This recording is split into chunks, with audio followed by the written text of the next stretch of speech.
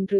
Reserve வங்கியின் சொத்தாக வைத்திருக்கும் தங்கத்தின் மதிப்பு தங்க வைப்பு உட்பட மார்ச் 31 2025 அன்று 57.12% அதிகரித்து 4,31,624 ரூபாய் கோடியாக இருந்தது. இதற்கு முக்கிய காரணம் 54.13 மெட்ரிக் டன் விலைமதிப்பற்ற உலோகம் கூடுதலாகி அதன் விலையில் ஏற்பட்ட அதிகரிப்பு ஆகும்.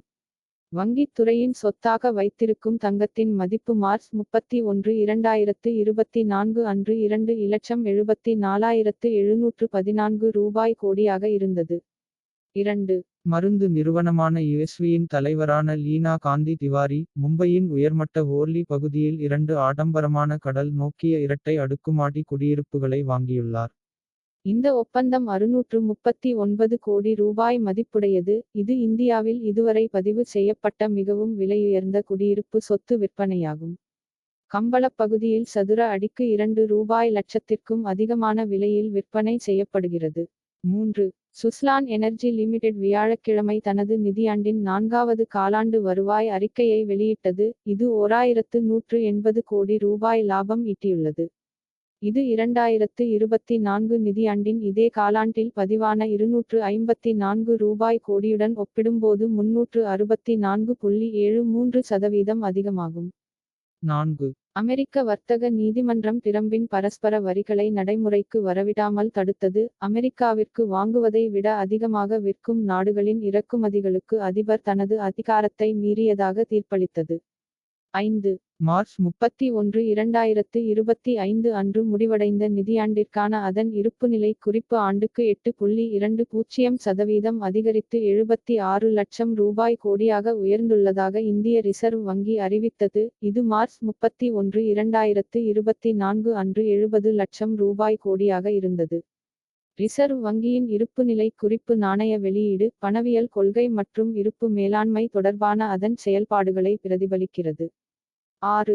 வேளாண் அமைச்சகத்தின் கூற்றுப்படி அரிசி கோதுமை பருப்பு வகைகள் மற்றும் எண்ணெய் வித்துக்கள் உற்பத்தியில் குறிப்பிடத்தக்க அதிகரிப்பு காரணமாக 2024 முதல் 25 பயிர் ஆண்டில் ஜூலை ஜூன் இந்தியாவின் உணவு தானிய உற்பத்தி முந்தைய ஆண்டை விட 6 விழுக்காடு அதிகரித்து 353.2 மில்லியன் டன் (MT) ஆக உயர்ந்துள்ளது.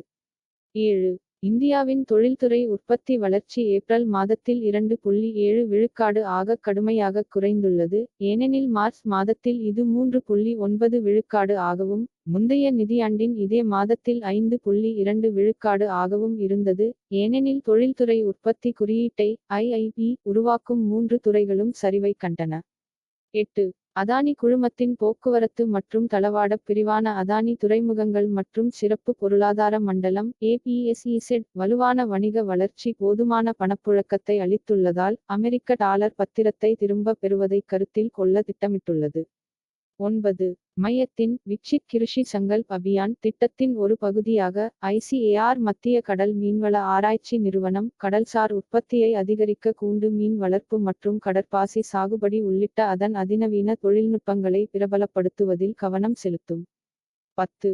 கடுமையான போட்டி பதப்படுத்துவதற்கான அதிக செயல்பாட்டு செலவுகள் மற்றும் இறக்குமதி செய்யப்பட்ட மூலப்பொருட்களை நம்பியிருத்தல் ஆகியவற்றால் 2011-12 ஆண்டில் 1.31 லட்சம் டன்கள் என்ற சாதனை அளவை எட்டிய பின்னர் கடந்த 15 ஆண்டுகளில் இந்தியாவின் முந்திரி ஏற்றுமதி 50%க்கும் மேலாக குறைந்துள்ளது.